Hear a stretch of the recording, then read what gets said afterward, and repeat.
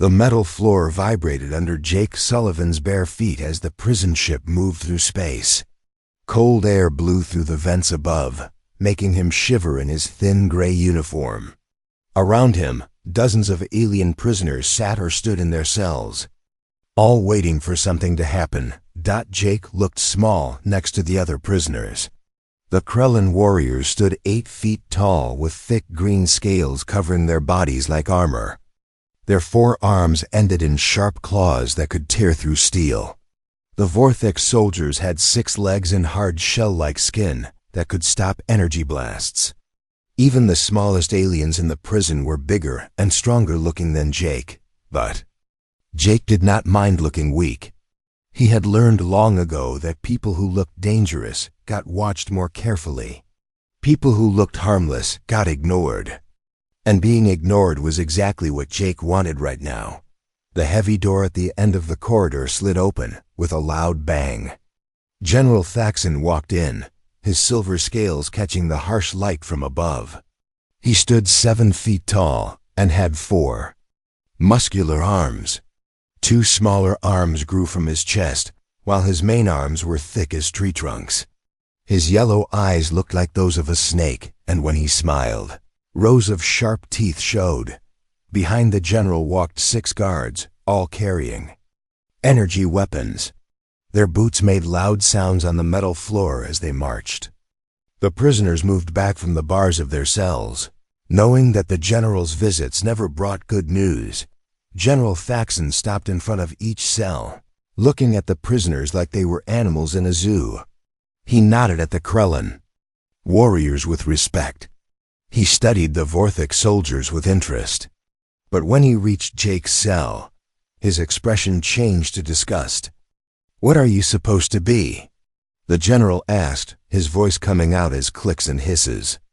The translator device on his chest turned his words into common language that all the prisoners could understand. Jake looked up at the towering alien. "Human, sir," he said quietly, keeping his head down like a scared prisoner should. The general laughed, a sound like metal scraping against stone. "Human? I have never heard of such a weak race." He turned to his guards, pointing at Jake with one of his smaller arms. "Look at this pathetic creature. It looks like it would break if I breathed on it too hard." The guards laughed along with their general. One of them, a female with blue scales, stepped closer to Jake's cell. "It does not even have natural weapons, General. No claws, no armor, no poison. How did such a weak species even survive long? Enough to develop space travel? Maybe they hid behind stronger species," another guard suggested. "Like parasites." Jake said nothing, but his hands tightened into fists at his sides. He forced himself to stay calm. Getting angry would not help him now. Instead, he watched and listened, learning about his captors while they thought he was just a scared prisoner. General Thaxton walked around Jake's cell, studying him from all angles. "You are barely 6 feet tall. Your arms look like thin sticks. Your legs could not carry you very far. And your skin is so soft that even the smallest cut would probably kill you." The other prisoners watched this display with mixed feelings. Vex, the largest Krellin warrior, felt sorry for the human. He had been a soldier before his capture, and he recognized courage when he saw it. Even though Jake looked weak, he stood straight and did not beg for mercy like some prisoners did. Zinta, a Vorthik female with battle scars covering her shell, was curious about the human. She had traveled to many worlds before her capture and had heard stories about a species that looked weak but fought with great cleverness. Could this small creature be one of those legendary fighters? General Thaxton made his decision. "This human will provide entertainment for my guards," he announced. "Take it to the combat arena. Let us see how long it lasts against our training drones." The guards opened Jake's cell and grabbed his arms. Jake did not resist as they pulled him out and pushed him down the corridor. He walked between them, his head down, looking like he was terrified. But his eyes were busy, noting every detail of the ship's layout Every guard position, every security camera dot as they walked. Jake heard the other prisoners talking quietly among themselves. Some felt sorry for him. Others thought he deserved whatever was going to happen. A few wondered if the small human might surprise everyone. The combat arena was 3 levels down from the prison cells. Jake counted every step, every turn, every door they passed through. The guards talked freely around him, thinking he was too scared to pay attention to their conversation. They complained about their duty shifts, gossiped about their officers, and discussed the ship's next destination. Jake stored every piece of information in his memory. He had been trained to notice details that others missed. The way one guard favored his left leg, suggesting an old injury. The fact that the security doors took 3 seconds to close completely. The pattern of lights on the walls that showed which sections of the ship were currently active. When they reached the arena, Jake saw a large circular room with energy barriers around the walls. Weapons racks lined one side, filled with various types of guns and blades. In the center of the room, 3 metal drones hovered silently, waiting for orders. General Faxon entered the arena through a different door, followed by more guards and several officers. They took seats in a viewing area above the combat floor, looking down at Jake like he was about to perform for their amusement. "Give the human basic protection gear," the general ordered. "I want this to last at least a few minutes." One of the guards threw Jake a chest plate and arm guards made of cheap metal. Jake put them on slowly, still acting like he was scared. The gear was old and dented, clearly not meant to protect anyone for very long. Another guard handed Jake a plasma rifle. It was a basic model, the kind given to new recruits who had never fired a weapon before. Jake took it carefully, holding it like he had never seen such a thing in his life. The general leaned forward in his seat, eager to see the show begin. "Set the training drones to level 3, he ordered. "That should be enough to make this interesting without ending it too quickly." The 3 drones activated with a soft humming sound. They were sleek and fast, equipped with energy weapons designed to test a fighter's reflexes and tactical thinking. Level 3 was considered appropriate for experienced soldiers of most species. Jake stood in the center of the arena, the plasma rifle heavy in his hands. Around him, the aliens waited to see him fall. Above him, General Faxon smiled his sharp-toothed smile, already planning what entertainment the next prisoner might provide. But Jake Sullivan was not the weak creature they thought he was. He was something far more dangerous than any of them could imagine. And in a few moments, they were all going to learn exactly what that meant. The first drone moved toward Jake with smooth, silent motion. Its metal body gleamed under the arena lights as it raised its energy weapon. A red targeting beam appeared on Jake's chest, and the watching aliens leaned forward in their seats, expecting to see the human fall within seconds. Jake stumbled backward, his movements clumsy and uncertain. He held the plasma rifle like it was too heavy for his thin arms. The drone fired, sending a blue energy bolt that barely missed Jake's shoulder as he tripped over his own feet. "Pathetic," General Faxon said, shaking his head. "The creature can barely hold a weapon." The second and third drones joined the attack, moving in a triangle formation that would trap most fighters in crossfire. Jake scrambled behind a metal barrier, his breathing quick and shallow. He peeked around the edge, then jerked his head back as another energy bolt struck the wall near his face. But while Jake looked scared and confused, his eyes were busy studying everything around him. He counted the time between each drone's shots. He watched how they moved, how they communicated with each other through flashing lights. He noted the weak spots in their armor and the way they had to pause to recharge their weapons. The arena had been built to test alien warriors, so it was filled with obstacles and cover points. There were metal walls, energy shields, weapon racks, and even a few vehicles that prisoners could use during combat training. Jake memorized the location of every item, planning how he could use each one. Captain Nexus, One of the guards watching from above placed a bet with Lieutenant Cora. 10 credits says the human lasts less than 5 minutes. You are being generous, Cora replied. I give it 2 minutes at most. Down in the arena, Jake fired his plasma rifle for the first time. The shot went wide, missing the nearest drone. By several feet, he cursed loudly, making the guards laugh. But Jake had not been trying to hit the drone. He had been testing the weapon's power, range, and recoil. The 3 drones spread out, trying to surround Jake. One moved to his left, one to his right, and the third stayed in front of him. Their targeting systems painted red dots all over his body as they prepared to end the fight.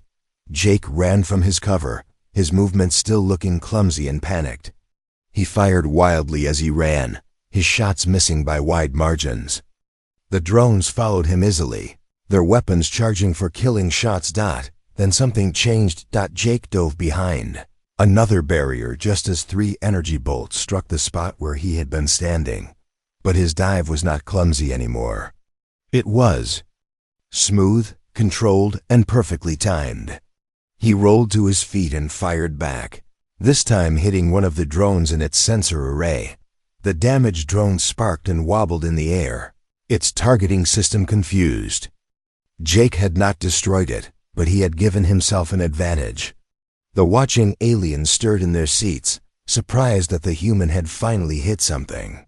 Lucky shot, General Faxon muttered, but his yellow eyes were focused more intently. On the arena now. Jake used the arena's obstacles like a soldier who had trained in similar environments his whole life.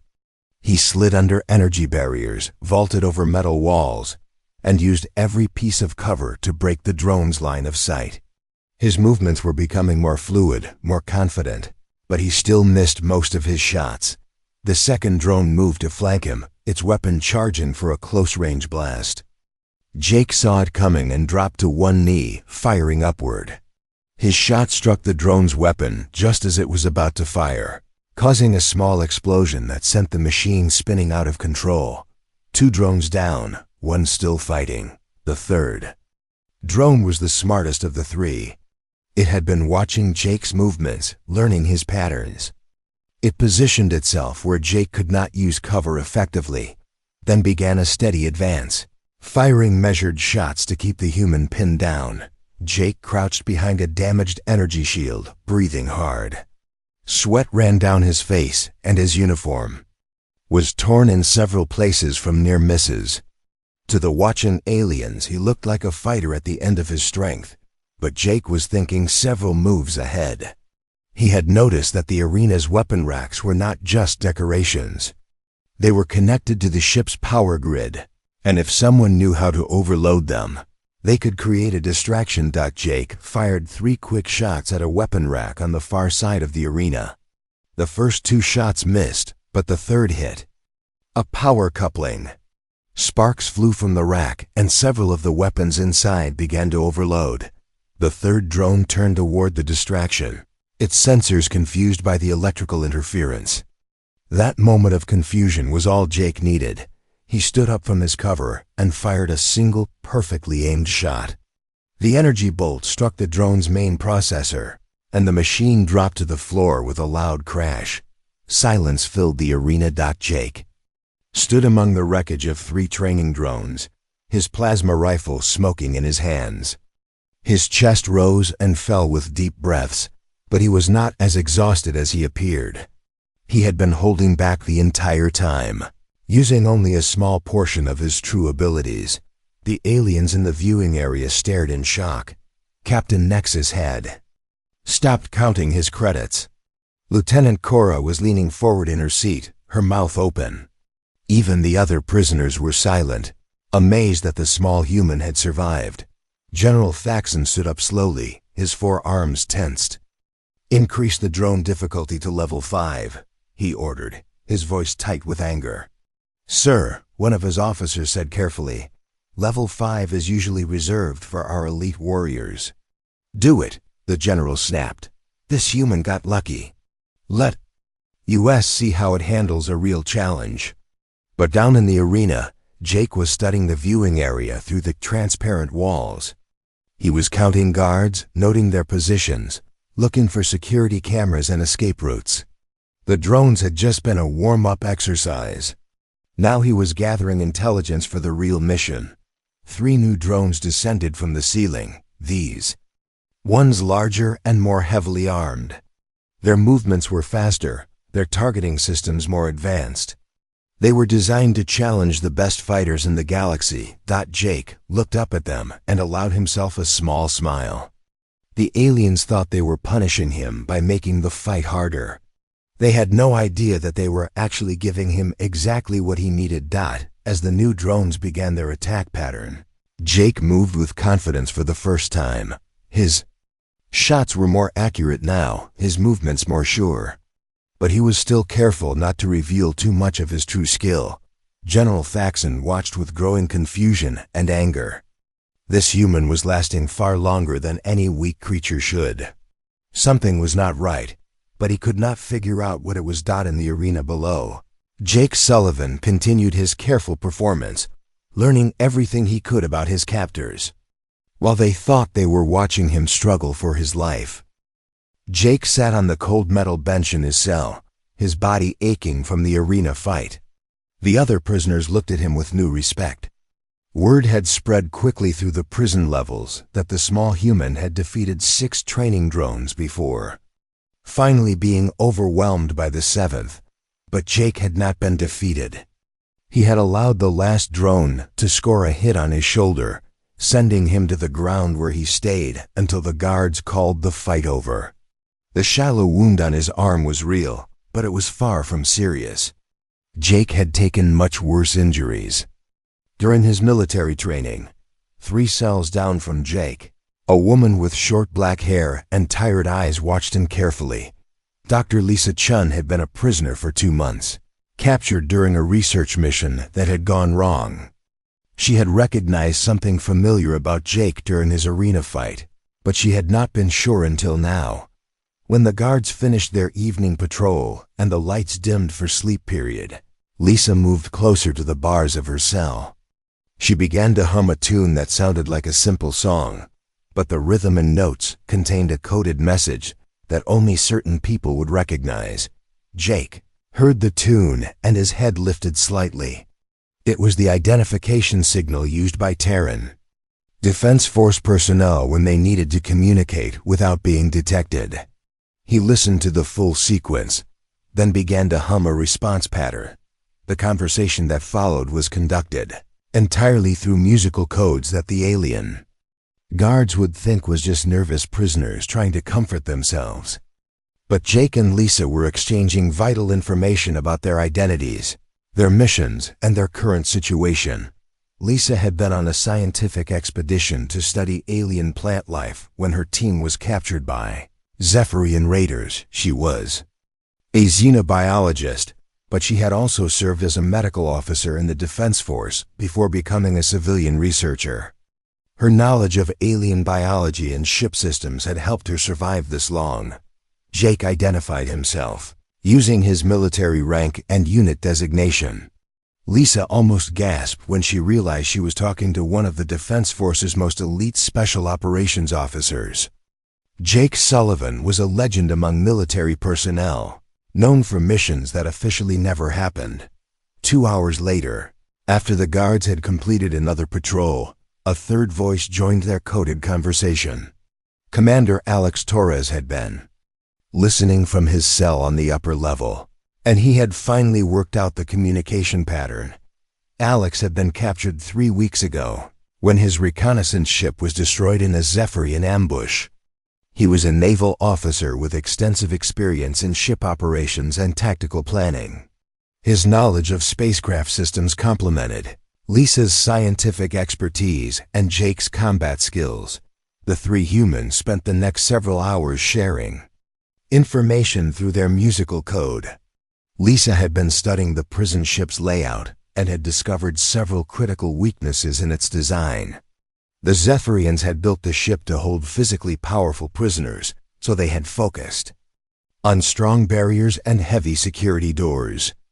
But they had not planned for prisoners who could think their way around problems. Alex had been mapping the guard rotations and security protocols. He had noticed that the guards followed predictable patterns, changing shifts at regular intervals.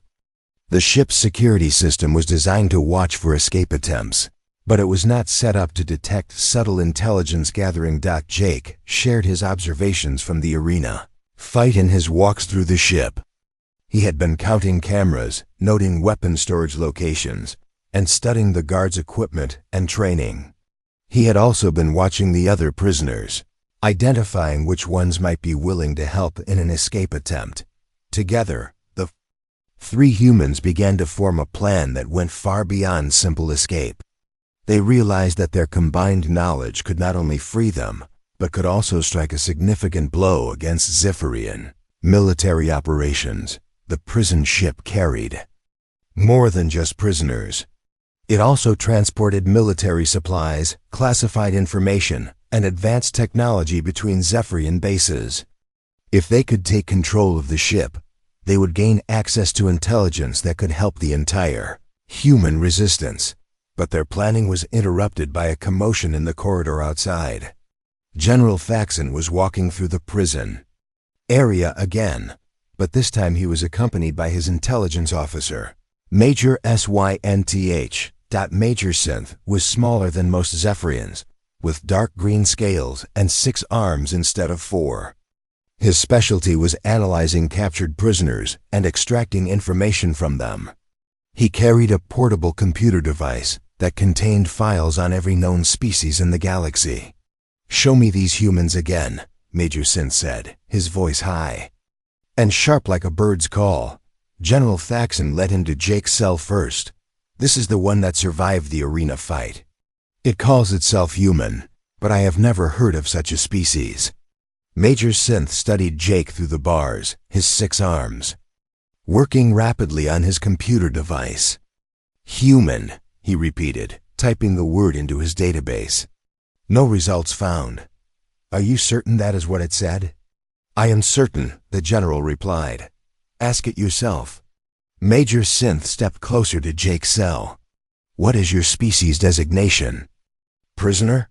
Jake looked up at the alien intelligence officer with tired eyes. "Human, sir. From the planet Earth." "Earth." Major Synth typed the word into his computer. "Also no results found." He looked at General Faxon with concern.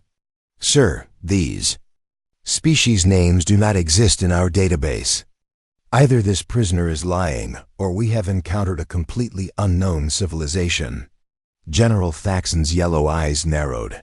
"Show me the other humans." They moved to Lisa's cell next. She was pretending to sleep, but she listened carefully. As Major Synth asked her the same questions, her answers matched Jake's perfectly, which only increased the intelligence officer's suspicion. "2 prisoners, same species, same planet designation," Major Synth muttered. "The probability of coincidence is very low." When they reached Alex's cell, the pattern repeated. 3 humans, all claiming to be from Earth, all giving consistent answers about their species and homeworld. Major Synth's computer found no trace of any of it in the Zephyrian database. "Sir," Major Synth said quietly, "I recommend we run a full intelligence analysis on these prisoners. If they are from an unknown civilization, they could represent either a threat or an opportunity." General Faxon nodded slowly. "Do it. I want to know everything about these humans and their homeworld, and increase security around their cells. Something about this situation does not feel right." As the aliens walked away, Jake caught Lisa's eye through the bars. She gave him a barely visible nod. They had expected this to happen eventually. Now they would have to accelerate their plans before the Zephyrians discovered the truth about humanity. The 3 humans settled back into their cells, but none of them slept. They spent the rest of the night refining their escape plan and preparing for what was to come. They knew that once Major Synth began his investigation, it would only be a matter of time before the Zephyrians realized exactly what kind of prisoners they had captured. In his private quarters, General Faxon stood at his window looking out at the stars. Something was bothering him about the humans, but he could not identify what it was. They seemed weak and harmless, but they had survived longer than expected in situations where stronger aliens had failed. Tomorrow he would have answers. And then he would decide what to do with these mysterious creatures who called themselves human. The trouble started during the midday meal period when Vex, the largest Krullan warrior, decided he had seen enough of the small human who had embarrassed their captors. The 8-foot-tall reptilian alien had been watching Jake for days, growing more irritated each time the guards talked about the human's arena performance. Vex stood up from his table in the common eating area, his 4 muscular arms flexing as he looked across the room at Jake. The Krullan's green scales caught the light, and his yellow eyes burned with anger. Other prisoners quickly moved out of his way as he walked toward Jake's table. "You," Vex growled, pointing one of his clawed fingers at Jake. "You make us all look weak with your pathetic fighting. Time to show everyone what happens to creatures who do not belong here." Jake looked up from his meal tray, his expression calm and tired. He had been expecting this confrontation for days. Vex was a proud warrior who could not stand the thought that a weak-looking human had lasted longer in the arena than most aliens ever would. "I do not want any trouble," Jake said quietly, setting down his eating utensil. Around them, other prisoners began to form a circle, sensing that violence was about to break out. Vex laughed, a sound like rocks grinding together. "Trouble? You are about to learn what real trouble looks like. Soft skin." He cracked his knuckles, and the sound echoed through the common area like breaking bones. Lisa and Alex watched from their seats at nearby tables, their bodies tense and ready to move. They knew Jake could handle himself, but they also knew that revealing too much of his abilities could ruin their escape plans. Jake would have to find a balance between defending himself and maintaining his cover. "Last chance to crawl away, human," Vex said, towering over Jake's smaller form. "Maybe if you beg nicely, I will only break a few of your bones." Jake stood up slowly, his movements careful and measured. To most observers, he looked like a frightened prisoner who was trying to appear brave. But Lisa and Alex recognized the subtle shift in his posture, the way his weight settled on the balls of his feet, the slight tension in his shoulders. "I said I do not want trouble," Jake repeated, his voice still quiet but carrying a different tone now. Vex swung his primary right arm in a massive haymaker punch that would have crushed a normal human skull. The watching prisoners expected to see Jake's head snap back and his body crumple to the floor. Instead, Jake moved. He ducked under the punch with fluid motion, stepped to the side, and grabbed Vex's extended arm, using the Krullan's own momentum. Against him, Jake pulled and twisted, sending the much larger alien stumbling forward off balance. Vex roared in surprise and anger, spinning around to face Jake. "Lucky move, soft skin. Let us see you do that again." The Krullan launched into a series of attacks, using all 4 of his arms in a coordinated assault that should have overwhelmed any opponent. His claws slashed through the air where Jake had been standing, but the human was no longer there. Jake moved like water, flowing around Vex's attacks without seeming to exert any effort. He dodged claws that could rip through metal, avoided kicks that could break stone, and stayed just out of reach of the powerful alien's grasping hands. The watching prisoners grew quiet, their eyes wide with amazement. They had seen many fights in this prison, but they had never seen anyone move the way Jake was moving. It was like watching a dance, except that one wrong step would mean death. Vex grew more frustrated with each failed attack. He was stronger than Jake, bigger than Jake, and had natural weapons that should have given him every advantage. But he could not land a single hit on the small human. "Stand still and fight me like a warrior," Vex demanded, breathing hard from his efforts. "I am fighting," Jake replied calmly. "You are just not very good at it." That insult drove Vex into a rage. He charged at Jake with all 4 arms extended, planning to grab the human and crush him in a bear hug. It was a move that had never failed him before. Jake waited until the last possible moment, then dropped to one knee and struck upward with the palm of his hand. The blow caught Vex just under his lower jaw, snapping the Krellin's head back end, sending him stumbling backward. Before Vex could recover, Jake was behind him. The human jumped up, wrapped his arm around the alien's thick neck, and applied pressure to a specific point that he had learned during his military training. It was a technique designed to cut off blood flow to the brain without causing permanent damage. Vex struggled for a few seconds, his 4 arms flailing wildly as he tried to reach Jake, but the human stayed in position, maintaining the hold with perfect technique. Within moments, the massive Krellin warrior's eyes rolled back in his head, and he collapsed unconscious to the floor. The common area fell completely silent.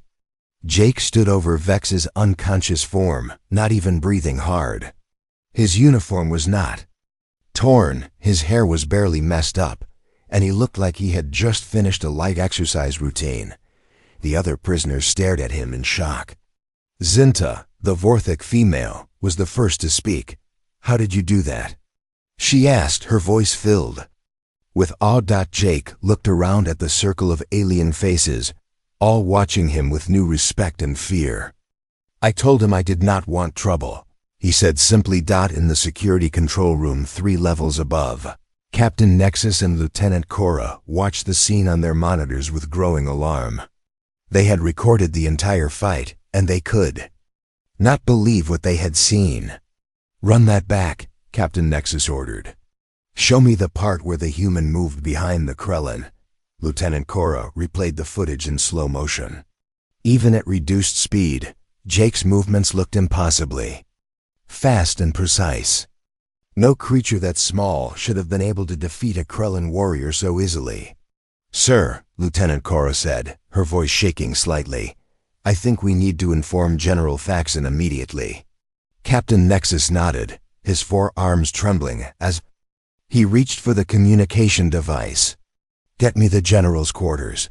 Tell him we have a situation with the human prisoner." Down in the common area, Jake helped 2 other prisoners carry the unconscious Vex back to his cell. The Krellin would wake up in a few hours with a headache and a badly bruised ego, but he would be physically unharmed. As Jake walked back to his own cell, he caught sight of Lisa and Alex. Both of them looked worried. The fight had been necessary to establish Jake's credibility with the other prisoners, but it had also revealed far more of his capabilities than they had planned. Their timeline had just accelerated. Major Synth's investigation, combined with this new evidence, would soon lead the Zephyrians to the truth about human capabilities. They would have to move fast if they wanted to complete their mission. In his private quarters, General Faxon received the report from Captain Nexus with growing unease. He watched the security footage 3 times, studying every detail of the fight between Jake and Vex. "Bring me Major Synth," he ordered finally, "and double the guard on all 3 human prisoners. I want to know everything about these creatures, and I want to know it now."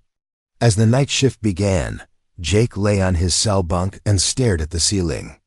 Tomorrow would bring new challenges, but tonight he allowed himself a moment of satisfaction. The other prisoners now knew that humans were not as weak as they appeared. Soon, the Zephyrians would learn the same lesson.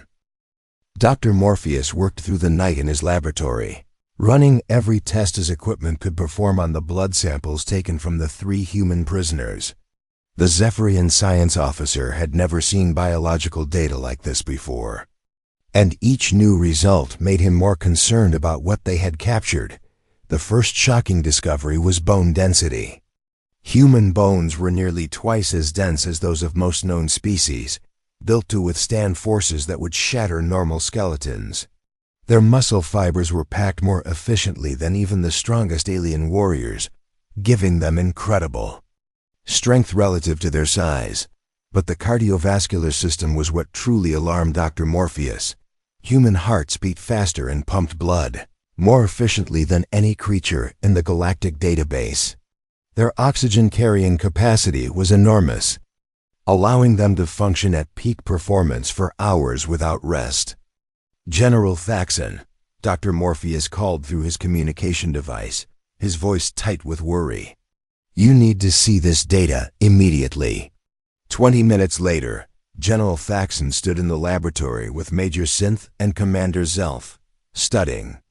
The biological readouts displayed on multiple screens. The numbers seemed impossible, but the tests had been run 5 times with identical results. According to this analysis, Dr. Morpheus explained, humans evolved on a world with gravity nearly twice what we consider normal. Their atmospheric pressure was higher, their temperature ranges more extreme, and their environment far more dangerous than most inhabited planets. Major Synth consulted his intelligence files. "Our prisoners mentioned a planet called Earth. I have been searching our exploration databases for any record of such a world." "Have you found anything?" General Faxon asked. "Yes, sir. And it explains everything." Major Synth activated a holographic display showing a blue and green planet. Earth exists in what we classify as a death world category. High gravity, violent. Weather patterns, extreme temperature variations, and filled with predatory life forms. Commander Zelf studied the data with growing alarm. No wonder these humans seem so resilient. They are built to survive conditions that would kill most of us. But Dr. Morpheus had more disturbing news to share. "The biological analysis is only part of the problem, sir. I have been studying their psychological profiles based on behavioral observations." He brought up new displays showing brain activity patterns and stress response measurements. Humans show remarkable mental resilience under pressure. Their stress hormones actually improve their performance instead of hindering it. They can make complex decisions while fighting for their lives. "What does this mean for us?" General Faxon demanded. "It means we have been keeping apex predators in cages designed for prey animals," Dr. Morpheus replied. "Everything about human evolution suggests they were the dominant hunters on their world. They did not survive by being bigger or stronger than other species.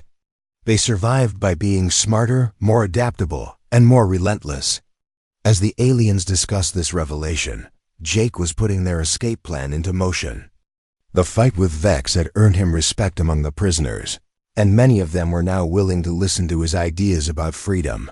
During the evening meal period, Jake moved from table to table, speaking quietly with different groups of prisoners. He did not ask anyone to join a rebellion. Instead, he simply shared information about guard rotations, security weaknesses, and timing opportunities. Lisa used her medical knowledge to treat injured prisoners, earning their trust while mapping the ship's medical facilities and emergency systems. She discovered that the ship's automatic safety protocols could be triggered to create chaos and confusion throughout multiple levels. Alex studied the prison ship structure during his work assignments in the maintenance areas. He learned where the main power conduits ran, how the communication systems operated, and which areas of the ship were most vulnerable to sabotage. The 3 humans coordinated their activities using their musical code, sharing updates and refining their plan with each passing hour. They knew that Dr. Morpheus would soon complete his analysis, and their window of opportunity was closing rapidly. At midnight ship time, when the fewest guards were on duty, Jake made his move. He had noticed that the lock on his cell door was controlled by a simple electronic mechanism that could be overridden if someone knew how to access the maintenance panel. Using a small piece of metal he had taken from the arena, Jake carefully pried open the control panel next to his cell door. His fingers worked quickly and silently, bypassing the security circuits with techniques he had learned during military training. The door slid open with barely a whisper of sound. Jake moved through the darkened corridor like a shadow, avoiding the security cameras he had memorized during his walks to and from the arena. He reached Lisa's cell first, opening it with the same technique he had used on his own door. Together, they freed Alex and then began working their way through the prison levels, opening cells and quietly waking the prisoners inside. They did not free everyone at once.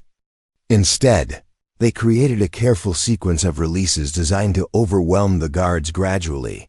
The first alarm sounded when a guard discovered empty cells during his routine patrol. By then, Jake had already freed half the prisoners on his level and was working on the security station that controlled the ship's communication systems. Alex reached the main power distribution center and began selectively shutting down systems throughout the ship. He left life support and navigation online but disabled weapons, shields, and internal security monitors. The Zephyrians would have to choose between maintaining basic ship functions and fighting the rebellion. Lisa triggered the medical emergency protocol she had discovered, causing automatic lockdowns in several sections of the ship. Blast doors sealed corridors, trapping groups of guards and preventing them from coordinating their response to the uprising. General Thaxton was awakened by the chaos erupting throughout his ship. He rushed to the command center to find his officers struggling to regain control of systems that were failing one by one. "Sir," Captain Nexus reported, "we have lost contact with security teams on levels 4 through 7. Emergency protocols are activating throughout the ship, but we cannot determine what is causing the malfunctions." "It is the humans," General Thaxton said with certainty. "This is not a random prison break. This is a coordinated military operation." "Major." Synth looked up from his intelligence console with fear in his eyes. "Sir, I have been monitoring communications from the rebellion. The humans are not just trying to escape. They are taking over the ship." As if to confirm his words, Jake's voice suddenly came through the ship's communication system, speaking in clear galactic common tongue for all to hear. "This is Lieutenant Colonel Jake Sullivan of the Terran Defense Force. To all Zephyrian personnel. Aboard this vessel, you are now prisoners of war. Surrender immediately, and you will be treated according to galactic conventions." General Thaxton stared at the communication speaker in shock. "Lieutenant Colonel? This human is a high-ranking military officer?" Jake's voice continued, now addressing the freed prisoners. "All liberated personnel, this is not a revenge mission. We are soldiers, not murderers. Secure the Zephyrian crew, but do not harm them unless they resist." In the corridors throughout the ship, the former prisoners followed Jake's orders with discipline that surprised even themselves. The small human had somehow transformed a chaotic prison break into an organized military operation. Dr. Morpheus looked at his biological data one more time, finally understanding what they had captured. "General," he said quietly, "we did not take prisoners. We captured enemy commanders." As the ship's control systems fell one by one to the human-led rebellion, General Thaxton realized that his greatest mistake had been judging these creatures by their appearance. The beings he had thought were weak prey animals were actually the most dangerous predators his species had ever encountered. Jake appeared in the command center doorway, flanked by armed former prisoners who looked to him for leadership. His uniform was still torn and dirty, but his posture was that of a professional soldier who had just completed a successful mission. "General Thaxton," Jake said calmly, "I believe it is time for us to discuss the terms of your surrender.